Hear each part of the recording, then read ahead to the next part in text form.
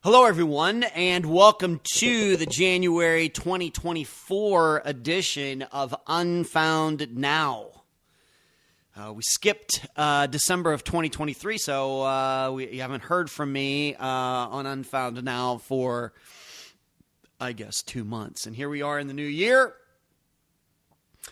and we're going to start it off. I'm going to be talking about the November 16th, 2023 disappearance. So this is a disappearance that is now 2.5 months old of Katelin Alice Massie, Massie White. Katelin Alice Massie White. Before I get started, I want to remind you to go and subscribe to the YouTube channel. Go to Facebook, like the page, share the Facebook page, the Unfound Facebook page. Join the discussion group. Follow Unfound on TikTok and Instagram. Go to the website, theunfoundpodcast.com. And if you'd like to go that one step further and show some support that way, you can go to patreon.com/unfoundpodcast, or you can go to paypal.me/unfoundpodcast. Or on the YouTube channel, you can join the channel and support Unfound that way. So first, I'm going to tell you a little bit about Katelin, or Katie, as I think she was known. And then we'll get into the 3 points of learning for this episode of Unfound Now. You know I do that every time since this series started back in 2020, summer of 2020.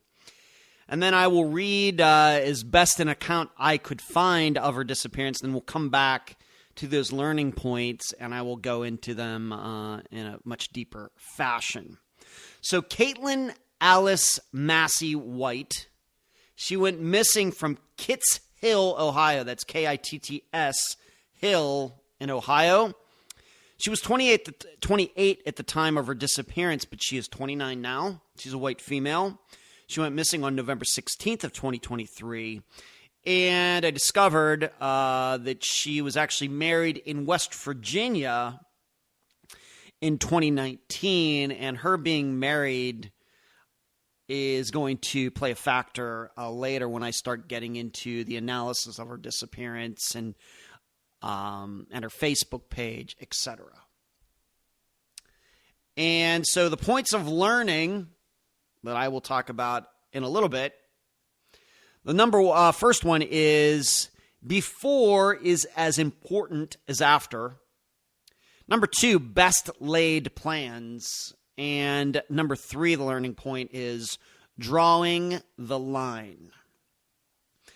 My perception is Katie's disappearance has gotten some coverage. I don't know, total national, all 48 contiguous states of the United States. I'm not sure about that, but it seems to me that it's gotten more attention than just in Ohio. And of course, I know about it because that's my job to know about disappearances. I ran across it. But here are the circumstances of her disappearance, and I'm reading this really the most complete account of all places comes from NamUs. There have been several stories written about her disappearance, but I think NamUs kept it very concise.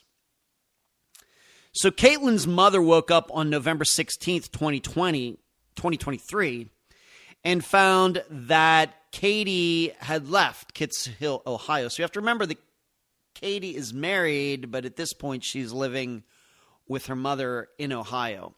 And allegedly, Katie left with no shoes or other personal belongings. She'd called her friend from a motel in Moorhead, Kentucky. So in a different state, but we know Ohio and Kentucky are right next to each other. But by the time the friend arrived, Katie was gone. So Katie's at a motel, seemingly in Moorhead. I guess tells this friend to come over. By the time the friend gets there, Katie's not there. And no contact of any kind has been made with family or friends since that time, nor has she been present on social media. And we're going to get into her social media presence here in a bit. Her car was discovered abandoned on November 18th. So she is discovered to be missing on November 16th of 2023. 2 days later, on November 18th of 2023, her car was found abandoned at a parking garage in Oklahoma City, Oklahoma. That's a little bit of a drive from Kentucky to Oklahoma. I've made that drive. I've actually driven from Ohio to Oklahoma a couple times, but of course not close. It takes some hours. What they were able to find out is an Amtrak ticket had been purchased according to bank records at the Amtrak station in Oklahoma City. The investigation later showed her movement from Kansas to Los Angeles, where it is believed Katie may now be currently. Now, and I don't know when this write-up was done, but sometime I'm guessing when they say she may be in California or Los Angeles currently, I think what they mean by currently is in late November of 2023. Where she is now, I will get into that in my analysis. So she was home. You have to remember, she's not 15 or anything. She's a 29-year-old now, but she was 28, living at home. She takes off, takes a car. It's found abandoned in Oklahoma City in a parking garage, and somehow they were able to follow her banking records or something, got permission, got a warrant, got a subpoena, or somebody had access to logging into her account or something, and found out she had purchased an Amtrak ticket, that is, of course, a train, to go from Oklahoma City to L.A., and that is presumably where she ended up. Most importantly, there is no information or facts to support the idea that anybody abducted her. No information that Katie was delusional or suicidal. I will get into that when I talk about her Facebook presence. No info that Katie had any mental disabilities or anything like that. So she just seemed to be your just regular 28-year-old. No indications whether she had any addictions or anything. Very well may be, but I have to tell you, in looking at her social media presence, it does seem that she was involved in some physical activities that would require somebody that is healthy. We'll just put it that way. So I'm not convinced that she had any addictions going on. Maybe some depression or anything else, but that would be totally guessing. There's no proof of that. So those are the circumstances of Katie's disappearance. So now I'm going to go back to those 3 learning points, and I'm going to get deeper into them. Okay, the 3 learning points, I will, of course, start with number 1. And number 1 is, before is as important as after. And what I mean by that is looking at what that person, the missing person, was doing with his or her life before he or she went missing is just as important as looking at the circumstances and everything that happened after, certainly. And the other saying that I use for this kind of topic is disappearances are about people, not about circumstances. And so going to Katelin's account, at least Facebook account, it's one thing I try to do in the disappearances we cover for the regular podcast. Of course, the limitation there is usually we're covering disappearances that are several years old, so it's hard to determine what was going on with the Facebook account at the time. The account may have been closed by the time Unfound gets to it, or somebody's taken over the account and is posting how the person's missing, so that really it doesn't give you a really good idea of, for disappearances that are a lot older, of course, it's hard to use social media to determine what was in that person's head. And then you go back far enough, of course, there was no social media. And then you go back even further, there was no internet at all. So you have to go by what people who knew the missing person say, what was going on with that person at the time. But for a recent disappearance like Katie's, we can go right to her social media accounts. And here are some of the things that I learned. On her Facebook account, remember, she went missing, or her mother discovered her missing on November 16th. But on the very day before Katie went missing, she posted a picture of some fancy fingernails. I'm not sure if they were her actual fingernails or somebody else's. But she posted a picture of some fancy fingernails. She also posted what we might call a meme or something like that. And it says, give yourself time to rest. Once again, these were both on November 15th, the day before she took off. And like I said, there's no reason to believe she was abducted in any way. I couldn't find anything regarding that at all. It seems like she did this on her own. The very day before she took off on her own, she posted this picture, like I said, meme of some type, that says, give yourself time to rest. Moving on. On November 5th, so we have 10 days, 11 days before she goes missing, she made a post about the saying had something to do with screaming, and it was crossed out as voting, or maybe it was the opposite. So there was that. Maybe something about trying to change people's minds, like that. I will just read it for you. You should know her account is still up if you want to check it out. If you just want to do a search on Facebook for Alice Katie, so ALICE, and then KATIE. If you look that up, you will find her. But on November 5th of 2023, she wrote, vote so that one day, 100 years from now, another sister will not have to dry her tears wondering where in history she lost her voice. Then if we go down even further to November 4th, so the day before that one, and remember, she got married back in 2019. She posted this. She didn't actually write it. It was somebody else that wrote it, and then she shared it. If you have a daughter, I hope you will stop drilling into her head that marriage is a milestone that she has to achieve at a certain age. It isn't. Today, the world is a different place for women to go after their wildest dreams. Now, this is from a woman who got married in 2019. I think this is significant. And I think all of this, maybe you start to get an idea of her. Of course, very few of her knew or know Katie. But you maybe start to get an idea of what was going through her head before she went missing. She's talking about give yourself time to rest. She's talking about women voting and for the future, and talking about what I would say is not a very positive post about marriage. Even though she got married in 2019, you start to see that in this. Now, some leads that maybe can come from this is that she posted more than once about a band. I'd never heard of them, but a band called Alkaline Trio.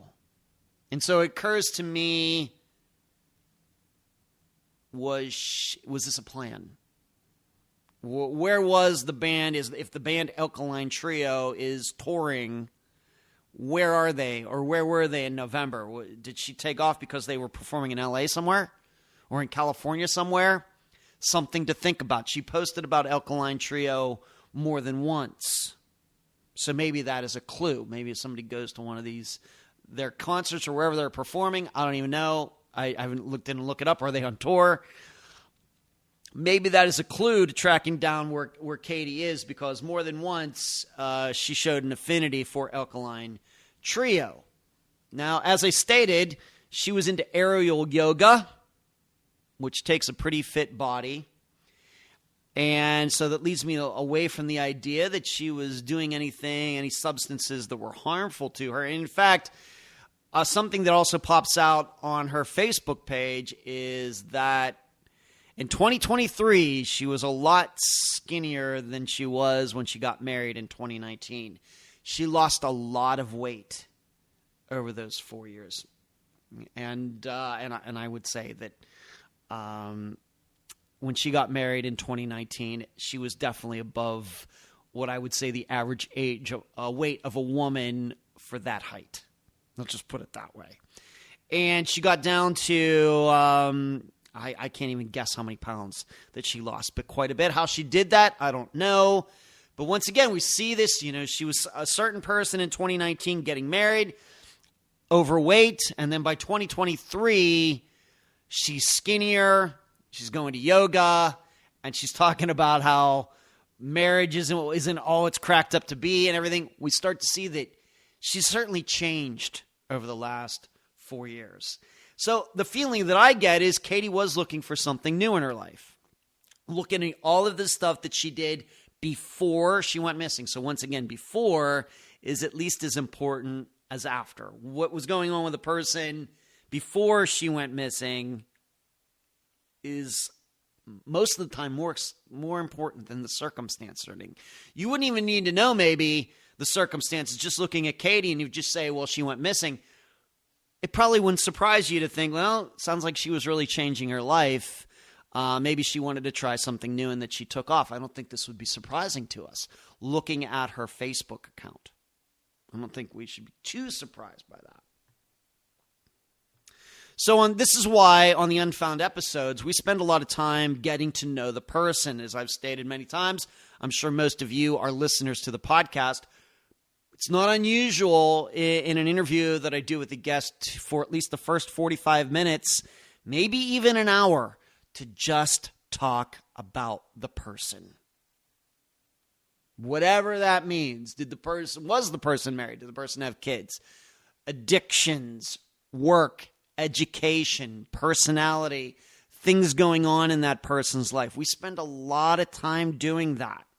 I realize that out in the true crime world, it's all about circumstances, trying video and all these things. And we cover that too. But I've convinced myself after 7.5 years that getting to know the person is going to tell you more about the circumstances or about the disappearance and why the person went missing than the actual circumstances. Circumstances only help us solve what happened. But usually getting to know the person will tell us the why. So this is the reason we do it. So that's what I'm doing here with Katie, just as best as I can, just using her Facebook account. I see a woman who had changed over the last 4 years. I think that's important. So number 2, the learning point is best laid plans. Now you're probably wondering, being that it seems that Katie did take off all on her own, was not abducted, doesn't sound like she was suicidal or anything. What can you compare this to any unfound disappearances? Really, I can't. To be honest with you, I'm not saying there haven't been people that we've featured on Unfound who took off and left their lives. Maybe they felt a change was needed in their lives too and took off.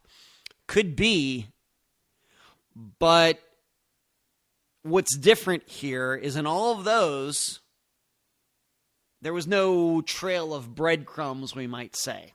Whereas with Katie, she left things right out there for people to find. And I have to believe she was smart enough to know that they eventually would be found. You have to remember, she called this friend when she was in Kentucky.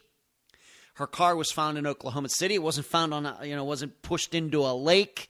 Wasn't found deserted on some logging road or something. It was found in Oklahoma City in a parking garage. She purchased this train ticket, obviously on credit or debit or something. She didn't use cash. I don't even know if you can buy a train or plane or bus ticket these days with cash. I have no idea. But she didn't try to get around that. She didn't try to hitchhike to LA. She left these things there that eventually people found, and she had to know that they would be found. This was something that was planned. Of course, the question I have on the other hand, going back to the circumstances, is did she really leave without any shoes? Would a person who seemingly planned all this out, that they really allowed somebody to get on a train with no shoes? Did she buy shoes? My guess is she did have shoes, and that how would her family know if she took any shoes or not? Do they know every pair of shoes that she has? That seems unlikely. She probably did leave with shoes, but I'm also open to the idea that her family might have exaggerated just to, as families sometimes do, to get people's attention, to get the police. She left without her shoes. This is serious. Because why? Well, people don't usually leave their houses without shoes. It must be something really crazy. She must have been abducted or anything. Well, now that we know all of this other information, it seems very unlikely that she left without shoes. Why? Because this seems somewhat planned out. Who would plan this all out and then leave the house without any shoes in January in Ohio? It seems unlikely. So this was something that was planned. Now you may be thinking, well, was she sex trafficked? Was she going to meet somebody? I don't think there's any indication of that. I know there's probably people that are going to go right to that because she was a young woman and everything. I don't see that at all. Abducted by a boyfriend or husband seems very unlikely as well. Some kind of amnesia, that would be hard to understand. This is something that was planned out, and that's why this is called the best laid plans. If you look at this, what we know about the circumstances, this is something that was planned out, and this is very much different than the kind of disappearances that we cover on Unfound, mainly because when somebody does this, whether it's a man or woman, they're usually found somewhat quickly. Now, what does quickly mean in my world? Like less than a year. I'm not surprised, even though they know that she did these things, and just because she bought a ticket to LA doesn't mean she got on that train. She could have gone the opposite direction. But it's not surprising to me, given the circumstances, that she hasn't been found yet. She planned this out. If she wanted people to know where she was, she would have told them. We have to keep that in mind. So these were pretty good plans by her. She's changing, different life. Obviously, her marriage was not working for her anymore. She lost a lot of weight. She might have been looking, I'm still in my 20s. I want to do something than living with my mother in Kitsap, Ohio. I'm taking off. I have a credit card. I have this. I have that. I'm getting out of here. So she just hatched this plan, and kind of we can understand why she didn't tell anybody. Because probably had she told anybody, you know what, I'm going to take a train to L.A., probably a lot of people in her life would have tried to stop her. I think what I'm also saying is when people who have done this, and I'm going to get to this kind of in the learning point number 3, and that may be the controversial part of this particular episode, is that maybe these plans have to be respected. Just because people are surprised by somebody taking off doesn't necessarily mean that the person is missing. Especially if it seems like something was planned out. And there are what we call breadcrumbs. Car found, purchases, airline ticket, or train ticket, or whatever else. Maybe sometimes those things just need to be respected. She's 28 years old, and I know that this is almost, maybe some of you are saying, well, you're sounding like the police. Well, she's a grown woman. She can do whatever she wants. The difference is that in those situations when police say that, there are no breadcrumbs. It's like the woman is here, and then she's not. Or the man's here, and then she's not. There are no breadcrumbs. There's no phone pings. There's no buying of tickets, plane tickets, car tickets, or anything like that. The person is there, the person's not there. That's different than this. Certainly different. So moving on to number 3. And the topic is drawing the line. I have it's not a rhetorical question. This is a real question for all of you. When is a disappearance a disappearance? And when is it not? I have to admit that I don't know what's going to go on. This is 2.5 months into this disappearance. I know that certainly Katie's family is certainly worried about her. There's nothing that I've seen recently that she's reached out to them or anything. So I guess for the last 2.5 months, Katie has not been in contact with her family. I'm sure everybody who cares about Katie is very worried about her. I get it. I will also admit that if this goes for a year, and most of you know that the standard I use for the podcast is that a disappearance has to be a year old before I will take a look at it to be an actual episode that comes out every Friday. If nothing changes until November of this year, 2024, I still don't think I don't think this would be a candidate for an Unfound episode. And it's not because I can't identify with the family being worried about Katie and her being 28 years old and taking off and taking an Amtrak train and all of that. But is she, what we say, is she really missing? Or is she just not in contact with her family? There's a difference. There's certainly a difference.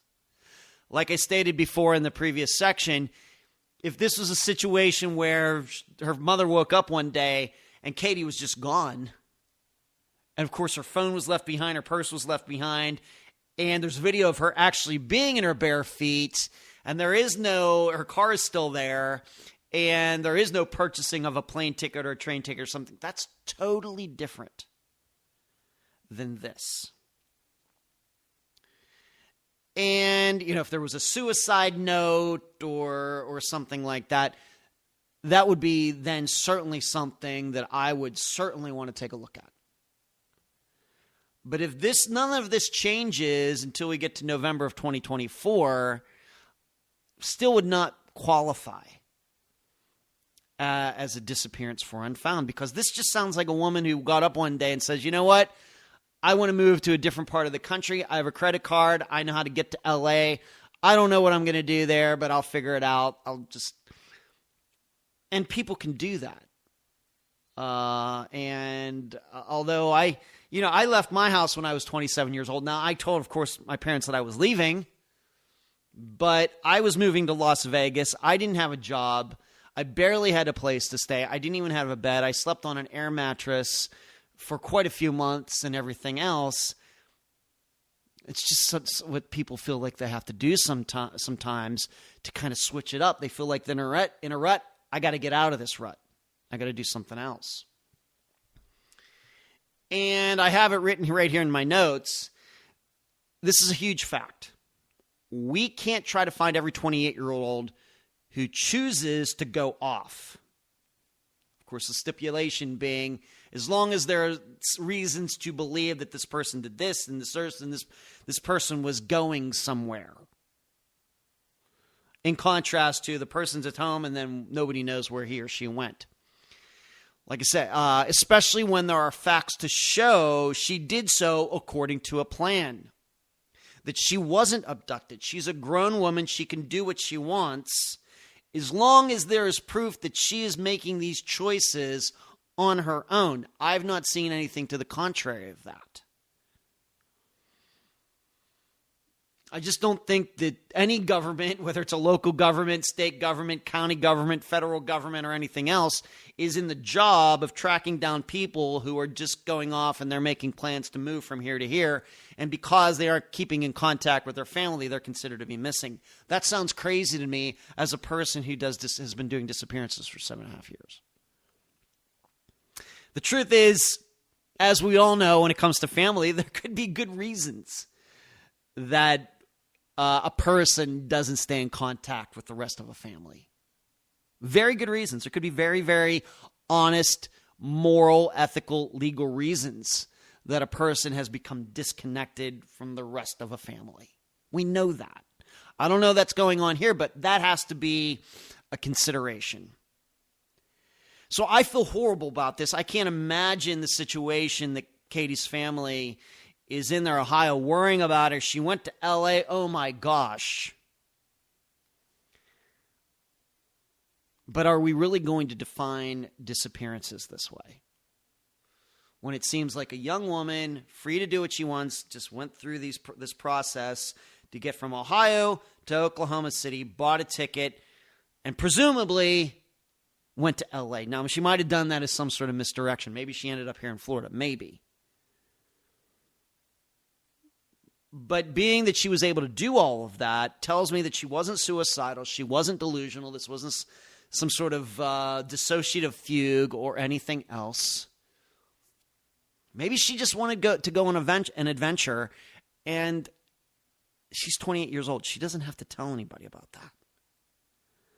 So there has to be a line somewhere. For me, the line is, if a person goes missing, are there any breadcrumbs that the person actually planned it? And if we can see a rental car or whatever else, then that's one thing. But if a person just is there and then she isn't, like we covered this past Friday with Michelle Griffin, that's something different. Then we have to start thinking about foul play or something else. I just don't want law enforcement or whoever else trying to track down people who just have decided to do new things with their lives. So my analysis regarding all of this, between looking at her Facebook page and looking at the circumstances and what I understand about disappearances, having covered about 320 some of them now and getting to know families very well and reading a lot about disappearances, that Katie wanted to leave. And she wasn't necessarily trying to hide it. She could have hidden it, but she didn't. That tells me something. My insight is she felt restricted by her life in Ohio. I have no idea what kind of life she was living in Ohio. Obviously, her marriage didn't work out. You can see the pictures. She still has her pictures up on her Facebook page. Now, there have been no entries on her Facebook page since November 15th. That doesn't surprise me. It very well could be that she started a new one under a totally different name. But the pictures for her, you can see it. And the way she looks in her wedding in 2019 and what she looked like not long before she went missing, it doesn't even look like the same person. But that could have soured her. Man, I was married. That didn't work out. Man, I got to do something. I got to see this world. Nothing wrong with that. Katie appears to be somebody who made a conscious effort to start a new life. She changed, so she wanted her life to change. This doesn't mean this isn't dangerous. Certainly, anywhere along there, you could run into problems. She could have met some bad person on the train, or when she got to LA, or where she ended up, very possible. But that still doesn't mean she should be considered a missing person. And the reality is, once she starts making her own decisions and she wants to go out L.A. and get on Amtrak and everything, you think, well, she could be in danger. I'm here to tell you, we're all in danger. Every day we step out of our homes and condos and everything, we're in danger. Getting hit by a car, dying of a heart attack, getting mugged and everything else. And so at this point, I think Katie's just like everybody else. She's not in danger because she left Ohio. She's just in danger like we're all in danger because the world is an unpredictable place. I feel for our family, though. They're very worried about her. And I do hope that Katie contacts them shortly and says, you know what? I'm here. I'm okay. Everything's fantastic. But even if Katie doesn't, I'm not going to be too concerned until there are more facts to be concerned. None of the facts that I've heard or read so far have me concerned at all. Just to think that it's a young woman who just wanted to move and do something new with her life. That is Unfound Now's coverage of the disappearance of Katelin Massie White. And I will talk to all of you again next month. Thanks for listening.